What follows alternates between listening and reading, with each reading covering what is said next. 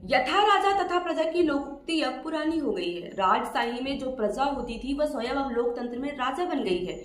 परंतु खेद है कि अज्ञानता व नासमझी के कारण वह आज भी अपने आप को गुलाम प्रजा ही समझे हुए हैं और अपना प्रतिनिधि अपने में से चुनने की बजाय उन अमीरों सत्यानाशियों में से ही चुनती है जिनका धंधा इनके शोषण के सहारे ही चलता है तथा फलता फूलता है।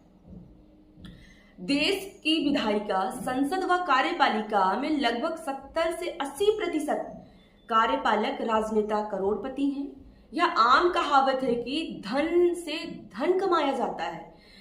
वह सब मानते हैं कि मेहनत करने से कोई अमीर नहीं बनता। ये कथन 99.9% सही है, किंतु लगभग सभी मामलों में इन्हें झूठा साबित कर दिया जाता है और धन दौलत की आमदनी को मेहनत की कमाई ठहरा दिया जाता है।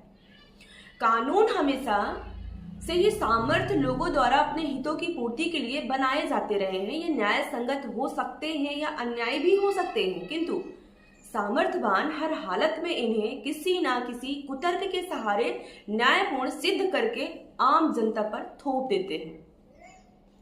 कहा जाता है कि रामायण काल में घरों के किवाड़ बंद नहीं किए जाते थे। इसका सही कारण यह है कि ब्राह्मणों ने आम लोगों को यह जता दिया था कि धरती और आकाश में जो कुछ भी है उसके मूल मालिक केवल वही हैं और वे जब चाहें तब किसी के भी घर से कोई भी वस्तु ले सकते हैं। मनुस्मृति ब्राह्मणों के इस अधिकार की पुष्टि करती है।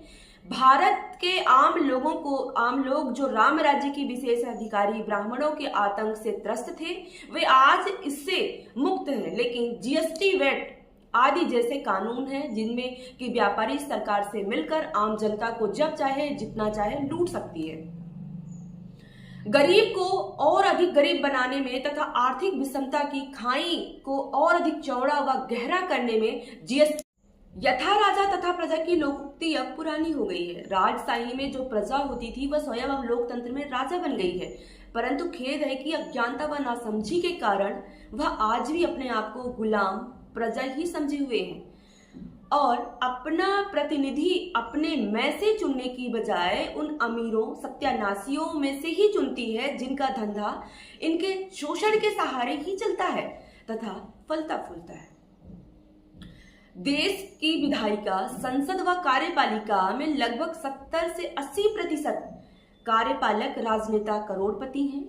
यह आम कहावत है कि धन से धन कमाया जाता है। वह सब मानते हैं कि मेहनत करने से